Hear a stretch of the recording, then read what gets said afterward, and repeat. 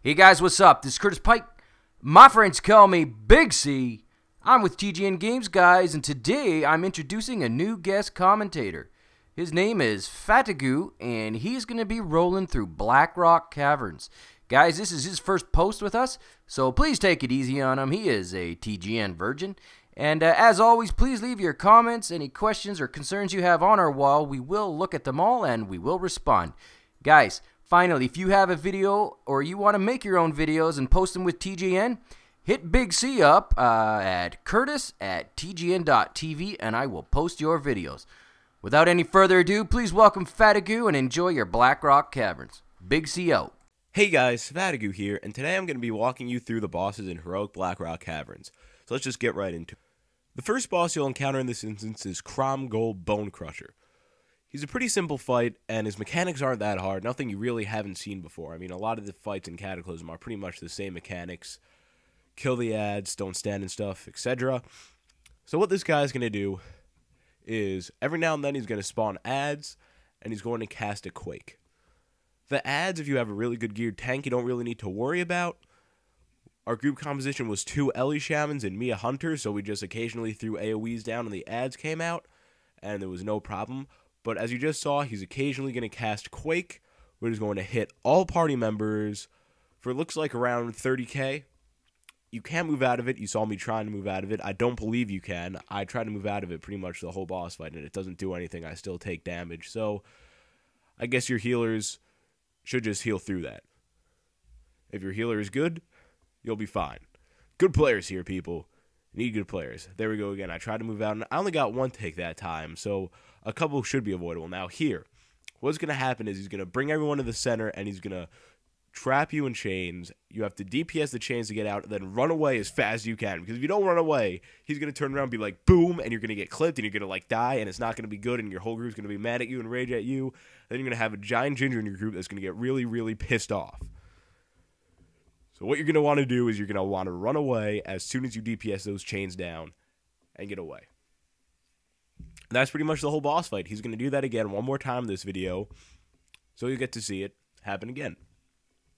So this is my first time running this all the way through. I already had the achievement for completing the place, but this is the first time I ran it from the first boss. The only other time I came in during the second boss to help out some guildies finish the run, and it turned out that I was in there for the rest of the run. So that was cool. That was good. So I had to wear this stupid submarine helmet. There's 2 other people where this is them doing the quest line the first time going all the way through. We also have a noob level 85 who recently hit 85. Not that good of gear, but still just fine. Good player, not hindering us at all.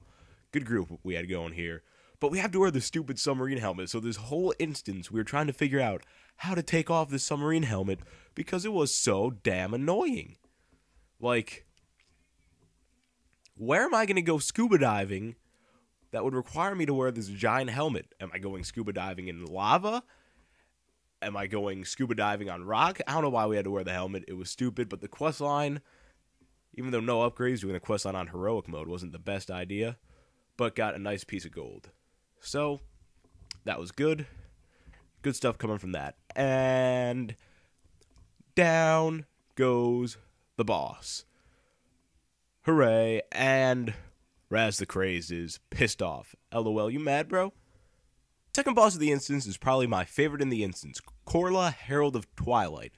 It's my favorite in the instance because it requires every group member to be paying attention 100% of the time, unless, of course, you're going for the achievement, in which case it doesn't require all group members' cooperation, but the achievement is pretty hard, which is you let one of these things evolve, and all these things evolve, actually, and kill all of them, but I'll just get into the basics of the fight first. What you see here is these beams powering these slaves that Korla is sort of controlling and sucking power from. When you see the debuff on me in the right corner, now you're going to see when I come back here, it's going to creep up. When that hits 100 stacks, you're going to become an evolved monster, and you don't want that to happen.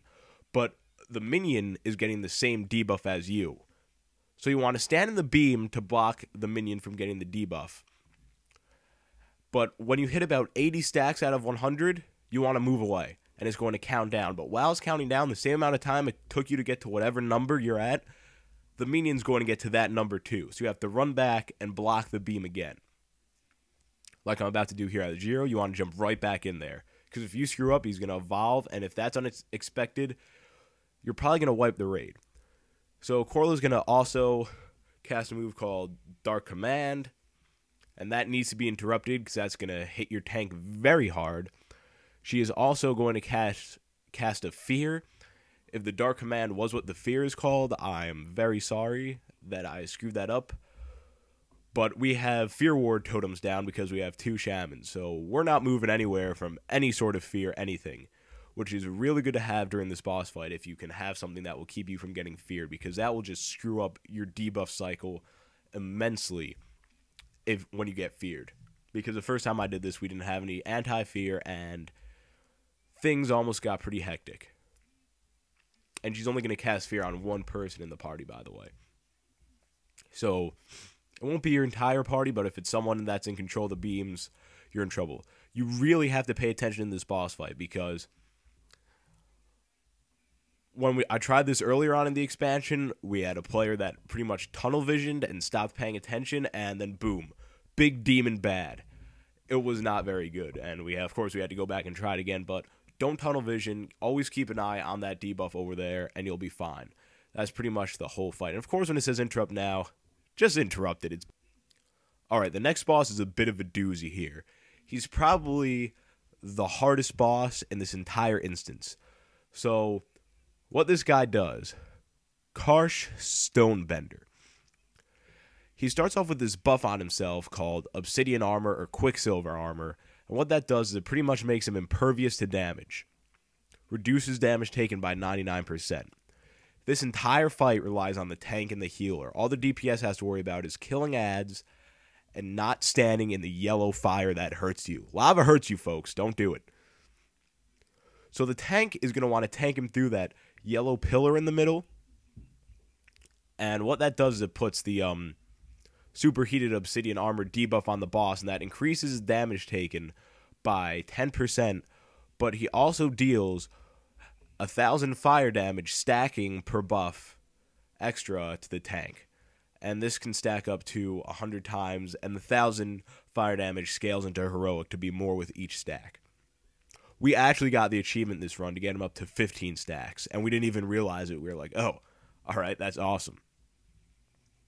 So you got to watch out for that. If you do not have a very well geared tank, do not try to do that achievement because it hurts. Right there, don't stand in the fire. When the ads come, it's going to be very hard on the healer, so do not have your tank run through the pillar of fire. Just let him take the damage reduction, because all DPS should be focused on the ads anyway. So the damage reduction isn't going to do anything, and your tank taking less damage will make things way easier on the healer. When you see that, when the stack ends, he's going to blow stuff up everywhere. He'll do that. Sometimes fire will come out of the furnace. Just make sure you're standing on the circular platform and not standing in shit. If you do everything correctly like that, he's going to go down. And here we go. Achievement. Beauty is a pretty easy encounter if you have the CC for it. If you don't have the CC, well, it's a pretty easy encounter. Hex, in this case of the fight, because the boss fight, are more reliable than the frost traps that I'd be putting up. Because if he were to take any damage from it, breaks, you're screwed. So what you want to do is you want to keep those 2 CC'd. The guy in the back is the emo child no one likes. He just sits in the corner all day, just looks at the wall, and no need to worry about him. Don't kill him, or the mother gets mad. He's the emo child that the mother loves. Spot, we took as the bastard child in this case, and we killed him right off the bat and just kept the other 2 guys CC'd. After you kill Spot over here, what you're going to do is you're just going to attack Beauty, but make sure your CC'ers keep the other 2 little puppies CC'd. What Beauty will also do is she will summon, what a surprise being in Blackrock Caverns, orange lava pools around the group. Do not stand in them. They hurt. Fire is bad, ladies and gentlemen. If you saw a puddle of lava spawning under you in real life, would you stand in it? The answer is probably no, so don't stand in it in the game. She's also going to do, she's going to spawn, I would call it, as you just saw, lava pillars that will come up surrounding you. Just run out of those, and you won't take as much damage as you would if you stood in the middle of them. So, yeah, there you go. That's pretty much it. just talking about this boss fight now, I realize how actually terrible it is. You're going into Blackrock Caverns, and you're killing a family of corehounds. Forgetting they're corehounds, you're killing a family of dogs. Like, how terrible is that? You kill the children in front of the mother, and you crowd control the other children. So not only do these poor puppies have to watch their brother die, they have to watch you kill the leader of the pack. Like, that is just damn awful. Like, just think about this boss fight for a second. You're going in, oh, I want epic loots. Let me kill the little corehound family you got going on in here. Now, ladies and gentlemen, if I just made you not want to do this boss fight, Beauty is a completely optional boss in this instance and is totally skippable. Oh, I totally forgot about Terrifying Roar. I was going on all my rant about horrible animal rights and stuff. Then I forgot about Terrifying Roar. You might want to stack up a little bit. We didn't do that because we were fine, but she's going to charge a random person in the party, so just have your healer be mindful of that. And to heal, obviously, the person that is targeted by the Terrifying Roar. The mechanics of this fight really aren't that hard, and you should be able to do it no problem. If you don't have the proper CC, what I would say is just kill all the ads first. That's it. That's pretty much the entire fight. And down goes the boss.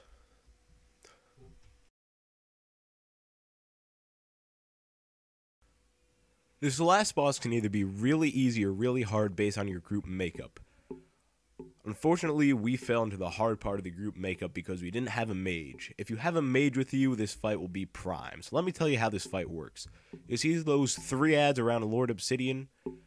Yeah, someone's going to have to kite those around the boss. And that is because whoever they are hitting will take a 99% healing debuff, which pretty much makes them impossible to heal. So the tank, it is not possible for him to tank the 3 ads and the boss at the same time. It will be impossible for the healer to heal through that. So what you want is you want to use all your slows. Like me, I'm launching frost traps over there, earthbind totems, and you want to have someone kite the 3 ads around the room, trying to get hit by them as minimally as possible. And the cutting was done by our resident pro elemental shaman, who is shifting into wolf form and doing DPS on the boss in between running around the room, which was a fantastic job cutting for bad group makeup for this. So what the actual boss is going to do, as you see, he'll switch positions with one of his ads. You then attack him as the boss, and the ad that was just him will be kited with the other 2. Simple as that. Just make sure your kiter picks up the other ad before he goes running around hitting the healer or something, which would be an awful thing to happen. Also, what the boss is going to do is put a debuff on a random party member, and it will do damage to them. Just have your healer heal. No, don't have your healer heal through it. Get rid of it. Dispel it. Decurse it. Get rid of it. That will make you pro. But if your healer's pro and you have no decursor, then yeah, I would just have your healer heal through it, because that would probably be the best thing to do. And you'll see little clouds pop up on the ground every now and then. And again, sorry about that. Don't stand in them. They will hurt you. See, like over there. Just don't stand in that. That's actually the totems just disappearing. Don't stand in it anyway. So yeah, that is pretty much the whole boss fight. I sped up this boss fight a little bit when I didn't the others, because if I didn't, you would be watching the same fight over and over again for 4.5 minutes. So that's pretty much the dungeon, guys. Thanks for watching. Please visit my channel if you haven't already. The link will be in the description. And I really hope I was able to help you out with Heroic Blackrock Caverns. Hopefully, if you were having trouble in it before, this video has helped you so you won't have any more trouble in it. And thanks for watching again. Please comment. Please rate the video, especially if you liked it. That always helps me. And subscribe to my channel if you like this video for lots more videos like this. Thanks for watching, guys. Catch you all later.